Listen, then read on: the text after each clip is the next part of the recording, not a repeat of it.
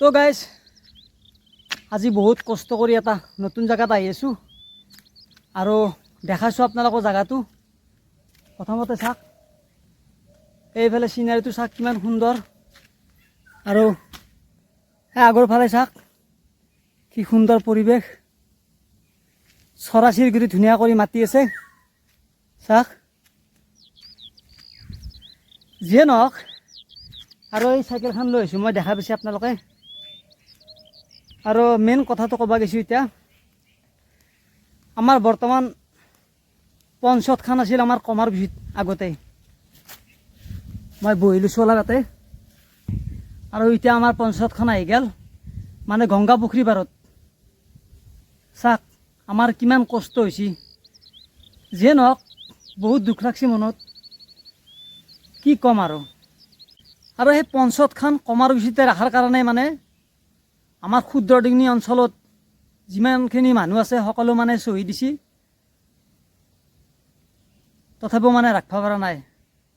তাৰ কাৰণে এটা বহুত দুখ, আৰু যি ইমান কষ্ট কৰি ক্ষুদ্ৰ ডিঙনি গাঁৱৰ পৰা ক'ত আহি আছোঁ গংগা পুখুৰী পাৰত, কিমান কষ্ট কৰি চাওক আপোনালোকে চিন্তা কৰক। যিয়ে নহওক আহক আপোনালোক দেখা আছোঁ, যে নহওক আহি পালোঁ, আৰু আহি আপোনালোক দেখাইছোঁ সেই গছজোপা চাওক, কি গছ কৈছোঁ আপোনালোকক, আপোনালোকে এইটো গম পোৱা নাই, চাৰিওফালে গাঁঠিয়ে গাঁঠি, আৰু এইজোপা গছৰ নাম হৈছে অৰ্জুন গছ। আৰু এই গছজোপাৰ তলত থাকলে হয়তো আপোনাৰ যিমান আপুনি দূৰৰ পৰা নাহক কষ্ট কৰি পেলাই দুখ ভাগাৰ চব গুচি যায়, ঠাণ্ডা। আৰু এবাৰ আপোনালোক মই সেইবিলাক চাওক, সেইখন আমাৰ পঞ্চায়ত, এই যে আপোনালোকে মাইকীটো দেখা পাইছে তাৰ আগেদি এইখন পঞ্চায়ত, আৰু ধুনীয়া মানে ভাল লগা পৰিৱেশ দেখাই আছোঁ মই আপোনালোকক। আৰু এই গংগা পুখুৰীত অস্থিৰতা বাঢ়ে এটা সময়ত, বহুত হাজাৰ হাজাৰ লাখ লাখ মানুহ চাওক, কি সুন্দৰ এটা পৰিৱেশ।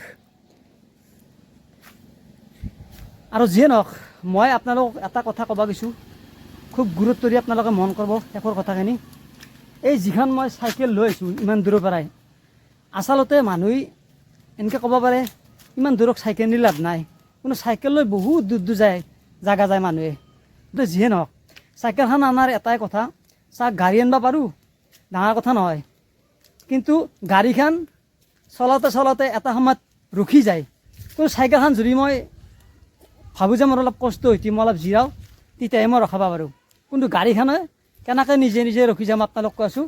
চাওক যিখন গাড়ী মই যদি লৈ আহিলোঁ বা কোনোবা লৈ যায়, হঠাৎ সেই গাড়ীখনৰ যদি কিবা কাৰণত ডিজেল গাড়ী হওক বা পেট্ৰল গাড়ী হওক, যদি কিবা কাৰণত তেল শেষ হৈ যায়, তেতিয়া সেই গাড়ীখন নিজে নিজে ৰখি যায়। কিন্তু চাইকেলখনতো ৰখাব নোৱাৰে কোনো, চাইকেলখনৰ না তেল লাগে না কিবা লাগে। গতিকে সেইখিনি কথা আপোনালোকে অলপ ভাবি চাব, মই যদি কিবা ভুল কৈছোঁ। গতিকে দৰকাৰী গাড়ীত কৰি বেছি চাইকেলে, মই বেছি চাইকেল চলাই ভাল পাওঁ।